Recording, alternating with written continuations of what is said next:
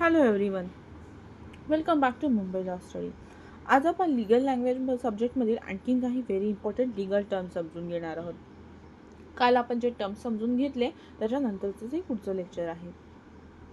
चला तर मग कन्सेप्ट सिम्पल इंग्लिश आणि मराठीमध्ये इझी एक्झाम्पल सोबत समजून घेऊया. फर्स्ट आहे आज आपलं फॅक्ट. काल आपण पर्सनपर्यंत बघितलं होतं, करेक्ट. आज आहे फॅक्ट. सिम्पल वर्ड्समध्ये fact means anything which can be perceived by our sense or anything which can be proved or disputed. म्हणजे काय तर एक मिनिट, फॅक्ट फॅक्ट फॅक्ट आता इथे तुम्हाला आणखीन एक डेफिनेशन दिलेली आहे. Fact means a thing, event और सर्कमस्टन्सेस दॅट ॲक्च्युअली एक्झिस्ट और has happen and can be proved bye evidence. म्हणजे की अशी घडलेली गोष्ट जी की तुम्ही कुठल्या तरी एव्हिडन्सद्वारे प्रूव्ह करू शकता किंवा डिस्प्रूव्ह करू शकता. म्हणजे एक्झाम्पल घेऊया. एने बीला मारहाण केली, एने बीला मारले ही एक फॅक्ट आहे जी विटनेसेस, CCTV किंवा इतर एव्हिडन्सद्वारे प्रूव्ह केली जाऊ शकते. सो रिमेंबर, फॅक्ट म्हणजे something capable of being proved or disproved. त्याच्यानंतर आहे next is person. Person means any human being or legal entity recognised by law as capable of having rights and duties. Okay, म्हणजे legal लँग्वेजमध्ये person म्हणजे फक्त human being नाही आहे, हे लक्षात ठेवा. तर आपल्या कॉन्स्टिट्युशनल लॉने कंपनीला देखील काही पर्पजसाठी लिगल पर्सन म्हणून रिकॉग्नाइज करतो. म्हणजे त्याला आपण पर्सन म्हणू शकतो. का तर एक्झाम्पल बघूया. ABC लिमिटेड कंपनी आहे, ठीक आहे. स्वतःच्या नावाने प्रॉपर्टी होल्ड करू शकते. ओके, जेव्हा तुम्ही कंपनी लॉ बघाल तेव्हा तुम्हाला कळेल. तसंच मी थोडक्यात तुम्हाला सांगते की कंपनीच्या नावावर एखादी प्रॉपर्टी असू शकते. ठीक आहे. कंपनी ही लाईक एखाद्या इंडिव्हिज्युअल म्हणजे एखाद्या व्यक्तीप्रमाणे सगळं बिहेव करू शकते. लाईक कंपनीच्या नावाने अकाउंट असतात, कंपनीच्या नावाने जागा असते, कंपनीच्या नावाने तुम्ही कोर्टामध्ये केस फाईल करू शकता किंवा कोणी कंपनीच्या विरुद्ध जर केस केली असेल तर कंपनी सुद्धा लढू शकते. इथे लक्षात ठेवा, कंपनी स्वतः लढते. कंपनीच्या बिहाफ त्यांचे ॲडव्होकेट्स असतात, त्यांचे ज्यांना कोणी त्यांनी पॉवर दिलेली असते ते असतात. पण इथे कंपनी लढते हे लक्षात ठेवा. इथे कुठलाही त्यांचा एम्प्लॉय लढतोय असं वर्णन केलेलं नसतं किंवा कुठलाही त्यांचा मॅनेजिंग डिरेक्टर, CEO कोणी लढत नसतं. इथे डिरेक्टली कंपनी लढते. दॅट्स वाय कंपनीला एक लीगल पर्सन म्हणून ओळखलं जातं. तसंच आपल्या इंडिव्हिज्युअल म्हणजे व्यक्तीलाही इंडिव्हिज्युअल पर्सन म्हणून ओळखलं जातं. Person may include an individual as well as legal entity recognised by law. Next is offence. Offence म्हणजे गुन्हा. सिम्पल वर्ड्समध्ये सांगायचं झालं तर offence means an act or omission. नीट लक्ष द्या. आता कसं तुम्ही इंग्लिश कसं वाचलं पाहिजे. जे इंग्लिश मिडियममधून आहेत किंवा ज्यांचं इंग्लिश छान आहे त्यांना लिगल लँग्वेज सब्जेक्ट इझी जातो. बट डिफिकल्ट कोणाला जातो तर जे मराठी मीडियममधून असतात किंवा ज्यांचं इंग्लिश एवढं चांगलं नसतं. बट डोंट वरी, तुम्ही पुअर इंग्लिशमधून सुद्धा खूप चांगला हा पेपर देऊ शकता. कारण तुमचं जरी पुअर इंग्लिश असेल तरी तुम्हाला काय काय उत्तरं लिहायची आहेत, कशी लिहायची आहेत, कसा अभ्यास करायचा आहे हे कळलं महत्त्वाचं आहे. आता ऑफेन्समध्ये बघा. ऑफेन्स मीन अन ॲक्ट. ऑफेन्स एक असा ॲक्ट आहे किंवा असं ओमिशन आहे, ओमिशन म्हणजे उल्लंघन आहे, जे पनिशेबल बाय लॉ आहे.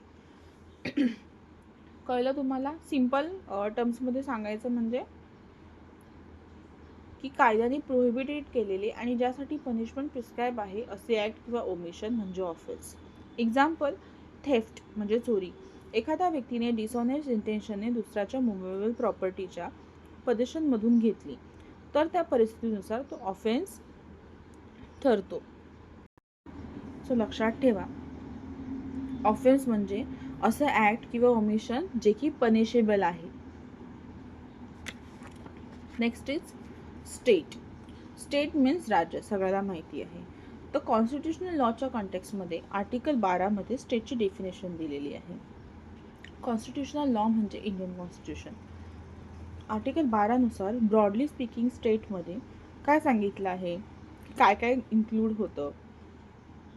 Government and parliament of India, government and legislature of each state, and local or other authorities within the territory of India and under the control of the government of India यांचा समावेश होतो. State means a political organized society having population, territory, government and sovereignty. In simple word, state is a organize political unit with a sovereign power. म्हणजे की आपल्या भारताच्या हद्दीत जे जे राज्य आहेत किंवा आपल्या भारताचं कंट्रोल ज्या ज्या राज्यांवर आहे ते आपल्या भारतीय संविधानामध्ये स्टेट म्हटलेलं आहे.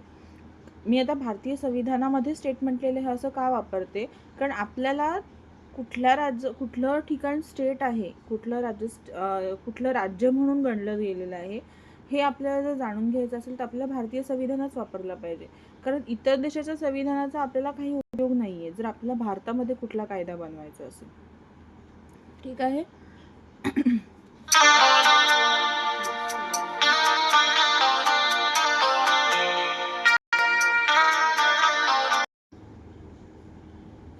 स्टेटमध्ये तुम्ही एक्झाम्पल जर बघितलं, central government, state government and certain local authority हे आर्टिकल 12च्या कॉन्टेक्स्टमध्ये स्टेटमध्ये येऊ शकतात. ठीक आहे. त्याच्यानंतर नेक्स्ट इज प्लेंट. प्लेंट म्हणजे दावा अर्ज. ठीक आहे. त्यात प्लेंट म्हणजे काय, जेव्हा कोणी केस करतं. ठीक आहे. दोन जण असतात केस सूटमध्ये. एक असतो प्लेंटिफ, एक असतो डिफेंडंट. प्लेंटिफ म्हणजे जो केस करतो, डिफेंडंट म्हणजे जो स्वतःला निर्दोष साबित करण्याचा प्रयत्न करत असतो किंवा स्वतःला वाचवण्याचा प्रयत्न करत असतो. तर प्लेंट हा सिव्हिल सूट करण्यासाठी प्लेंटिफ कोर्टमध्ये दाखल करतो. तो रिटन स्टेटमेंट ऑफ क्लेम असतो. कुठलाही सूट, कुठलाही agreement, whatever is legally enforce जर करायचं असेल तर it should be in written form. Okay. In simple वर्ड्समध्ये आता प्लेंट बघूया. Plaint is a documentary by which a civil suit is instituted by the plaintiff. Example, एने बीकडून 1 लाख घेणे बाकी आहे पण बी पैसे देत नाही. ए पैसे रिकवर करण्यासाठी सिव्हिल कोर्टमध्ये सूट दाखल करतो. त्या सूटमध्ये ए आपला claim, facts, cause of action आणि मागितलेली रिलीफ ज्या डॉक्युमेंटमध्ये सांगतो त्याला प्लेंट म्हणतात. आता प्लेंटिफ फाइल्स अ प्लेंट म्हणजे प्लेंटिफ काय करतो, जो प्लेंट फाईल करतो त्याला प्लेंटिफ बोलतात. ठीक आहे. जो डिफेंड करतो त्याला डिफेंडंट म्हणतात. So next is complaint. आता कंप्लेंट म्हणजे तक्रार. क्रिमिनल लॉच्या कॉन्टेक्स्टमध्ये कंप्लेंट म्हणजे एखाद्या व्यक्तीने मॅजिस्ट्रेटकडे केलेला ॲलिगेशन की एखाद्या व्यक्तीने ऑफेन्स केलेला आहे. कळालं. एक्झाम्पल, एने बी विरुद्ध मॅजिस्ट्रेटकडे कंप्लेंट केली की बीने त्याच्या विरुद्ध चिटिंग केली आहे. ही कंप्लेंट आहे. इम्पॉर्टंट पॉईंट, कंप्लेंट ही डिफरंट फॉर्म FIR म्हणजे की वेगवेगळ्या फॉर्ममध्ये असू शकते. कंप्लेंट ही मॅजिस्ट्रेटकडे केलेली असू शकते, लिगेशन किंवा लिगली केलेली इकडे पोलीस कंप्लेंटमध्ये केलेली असू शकते. तसंच इतर खूप ठिकाणी ही कंप्लेंट असू शकते. जसं की म्युन्सिपाल्टीमध्येही तुम्ही तुमच्या घराबाहेर जर कचरा आहे तर तुम्ही तिथेही कंप्लेंट करू शकता. पण ही ऑथॉरिटीकडे कंप्लेंट केली जाते. तुम्हाला कंप्लेंटचा अर्थ समजलाच असेल बिकॉज डे टू डे लाईफमध्ये आपण हा खूप यूज करतो. नेक्स्ट इज सूट. सूट म्हणजे काय, तर सूट म्हणजे शॉर्ट एकदम सिम्पल आणि तुमच्या व्यवहारी भाषेमध्ये सांगायचं म्हणजे केस. जसं की आपण साध्या शब्दामध्ये बोलतो, त्यांनी माझ्यावर केस केली, त्यांनी याच्यावर केस केली. दिस इज ओनली सूट. जो प्रोसिडिंग चालू असते बरं का. सूट म्हणजे प्रोसिडिंग चालू असते. A legal case filed in a civil court by one person against another to enforce a right or claim or remedy. मराठीत म्हणजे सांगायचं म्हणजे एखाद्या व्यक्तीच्या सिव्हिल राईटच्या एन्फोर्समेंट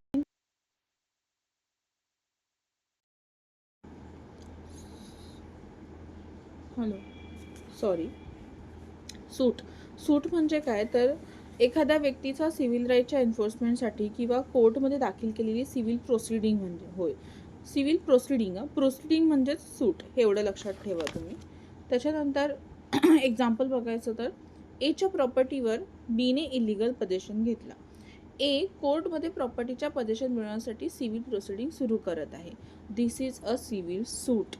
त्याच्यानंतर तुम्ही बघा इथे सूटमध्ये काय असतं, तर प्लेंटिफ असतो, डिफेंडंट असतो. अंडरस्टूड. त्याच्यानंतर आपण क्रिमिनल सूटमध्ये काय बोलतात, क्रिमिनल केसेसमध्ये काय बोलतात ते आपण पुढे बघणारच आहोत. नेक्स्ट कन्सेप्ट आहे आपली ॲफिडेव्हिट, शपथपत्र.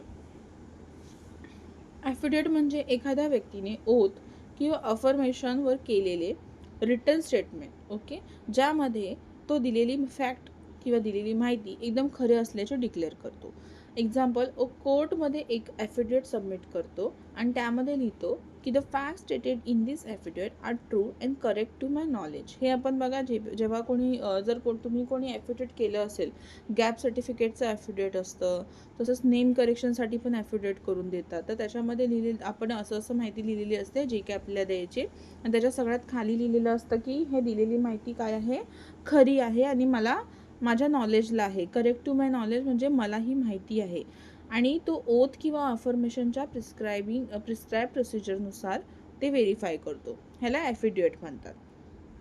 ॲफिडेविट सर्वांना माहितीच असेल. नेक्स्ट आता आपण आज इथे थांबूया. आता आपण आज किती पॉईंट्स बघितलेत? आज आपण 8 बघितल्यात. 8 कन्सेप्ट बघितलेले आहेत. काल आपण 7 बघितलेल्या. आपण असं हळूहळू जाणार आहोत. ठीक आहे. मी 1-1.5 तासाचा एक लेक्चर घेऊन तुमचा मॉड्यूल 1.1 कंप्लीट करू शकते. म्हणजे जेवढ्या लिगल कन्सेप्ट आहेत त्या 1 ते 1.5 तासामध्ये पूर्ण कंप्लीट होऊ शकतात. पण मी हे थोडं थोडं का करते? कारण तुम्हाला जास्त प्रेशर येऊ नये, तुम्हाला जास्त असं वाटू नये की हे खूप आहे आणि तुमचा अभ्यास कुठेतरी तिथेच थांबतो जेव्हा प्रेशर येतं. त्यामुळे मी हे थोडं थोडं करून सांगत आहे. तर तुम्ही सगळ्या सिरीज बघा ह्याच्या, म्हणजे ह्याच्या सिरीजचे जवळजवळ आता लेक्चर चालू झालेले आहेत. आजचं आपलं मला वाटतं 3रं लेक्चर आहे. ठीक आहे. सो तुम्ही पहिल्या लेक्चरमध्ये मी सिलॅबस इंट्रोड्यूस करून दिलेला आहे. काल आपले काही लिगल कन्सेप्ट झालेले आहेत. तर हे सगळं तुम्ही लेक्चर्स बघत राहा. मी लवकरच एक्झामसाठी जो क्वेश्चन पेपर आहे तुमचा PYQचं ॲनालिसिस घेऊन येईल किंवा त्याचं एक एक्सप्लेनेशन घेऊन येईल की कसे कसे मार्क्स असतात, कसे मार्क्स डिस्ट्रीब्युटेड केलेले असतात, तुम्हाला आन्सर रायटिंग कसं लिहायचं असतं, हे लवकरच घेऊन येईल. आता तुम्ही बघा की जे हे सगळे पॉईंट आहेत ना, जे आता आपण कवर केले, ठीक आहे, हे सगळे ना एकमेकांशी कनेक्टेड आहेत. आता कसे कनेक्टेड आहेत ते बघूया. फॅक्ट म्हणजे something capable of being proved or disproved, हे सगळ्यांना कळालेलं आहे. पर्सन म्हणजे एक individual or legal entity recognised by law. Offence, act or omission punishable by law. Act or omission punishable by law. ठीक आहे. State define under article 12 for the purpose of fundamental rights. Plaint म्हणजे काय आहे? The return document by which a civil suit or institute. ठीक आहे. Complaint, allegation made to the magistrate regarding an offence. त्याच्यानंतर आहे suit, civil proceeding for enforcement of a civil right or claim. Affidavit, return statement made and oath affirmation. मी ह्याचं तुम्हाला PDF पाठवेनच. ठीक आहे. हां, सगळ्यांना एक मला महत्त्वाची सूचना द्यायची आहे की मी FY LLBसाठी आणि TY BLLBच्या 5th सेमसाठी एक व्हॉट्सअप ग्रुप तयार करत आहे. तर ज्यांना कोणी इंटरेस्ट असाल त्याच्यामध्ये मी तुम्हाला शिकवणार आहे. तसंच तुम्हाला महत्त्वाचे अपडेट्स देत राहणार आहे. हळूहळू आपण नोट्स पण पुरवणार आहोत. ओके, हँडरिटन नोट्स असणार आहेत. ठीक आहे. किंवा मी प्रयत्न करेन की मी ते टाईप करेन जेणेकरून सगळ्यांना समजेल. बट सध्या तरी हँडरिटन आहेत माझ्याकडे आणि त्याचा तुम्हाला नक्कीच एक्झाममध्ये फायदा होईल. सो हे हळूहळू आपण करत जाणार आहोत. तर लवकरात लवकर तुम्ही ह्याच्यामध्ये व्हॉट्सअप ग्रुपमध्ये जॉईन व्हा. जास्तीत जास्त जण जॉईन व्हा. नक्कीच हे मुंबई युनिव्हर्सिटीसाठी आहे, त्यामुळे तुम्हाला फायदा हा होणारच आहे. त्याच्यानंतर आपण हळूहळू एक्झाम पॉईंट ऑफ व्ह्यूने मी नोट्स देणार आहे. जसं तुमचे लेक्चर होणार तसं तुम्हाला क्वेश्चन्स मिळत जाणार आहे. कधी पण लक्षात ठेवा, मॉड्यूल वाईज स्टडी हा खूप उपयोगी ठरतो. बिकॉज मोस्टली डिग्री कॉलेजची मुलं ही PYQs घेतात, अजिबात बुकवरती बघत नाही.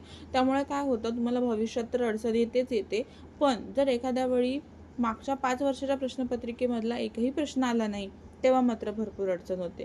आणि असं आम्ही फेस केलेलं आहे. जेव्हा कॉन्ट्रॅक्टचा एक पेपर झाला होता, मी नेहमी सांगते, तो खूप धक्कादायक प्रकरण होतं आमच्यासाठी. तेव्हापासून आम्हाला सवय लागली होती की मॉड्यूल वाईज स्टडी करायची.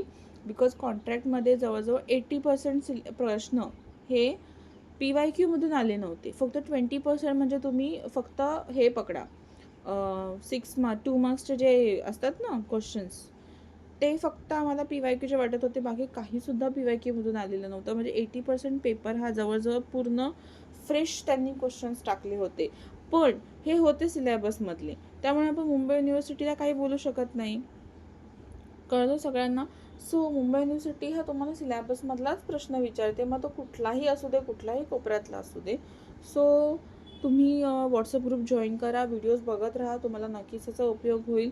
तुम्हाला असे लीगल लँग्वेजचे सिम्पल इंग्लिश, मराठी एक्सप्लेनेशन आणि एक्झाम ओरिएंटेड नोट्स हवे असतील तर मुंबई लॉ स्टडी चॅनलला सबस्क्राईब करा. व्हिडिओ युजफुल वाटला असेल तर लाईक अँड शेअर करा. Thank you for watching. Keep learning, keep studying and keep growing.